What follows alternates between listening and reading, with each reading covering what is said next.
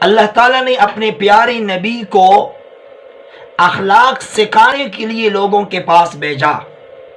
آپ صلی اللہ علیہ وسلم نے اپنی زندگی میں لوگوں کو بہترین اخلاق کا درس دیا۔ یہی وجہ تھی کہ 10 سال کے قلیل عرصے میں پوری دنیا میں انقلاب برپا کیا، اور علماء نے لکھا ہے فتحت المدینہ بالاخلاق کہ مدینہ منورہ اخلاق کے ذریعے فتح کی گئی۔ اور آپ صلی اللہ علیہ وسلم نے تلوار کے ساتھ بھی جہاد کیا، لیکن جو انقلاب اخلاق کریمانہ کے ذریعے برپا کیا ہے اس کا کوئی مثال پیش نہیں کر سکتا۔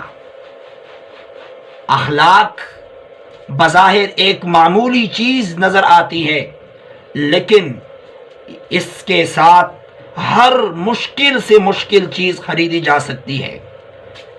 جب نبوت کے حوالے سے لوگوں نے نبی کریم صلی اللہ علیہ وسلم سے پوچھا کہ دلیل کیا ہے، تو آپ صلی اللہ علیہ وسلم نے دلیل میں اپنا کردار پیش کیا، قد لبثت فیکم عمرا من قبلہ افلا تعقلون، کہ میں تمہارے درمیان کافی عرصہ گزار چکا ہوں، کیا تم سمجھتے نہیں ہو؟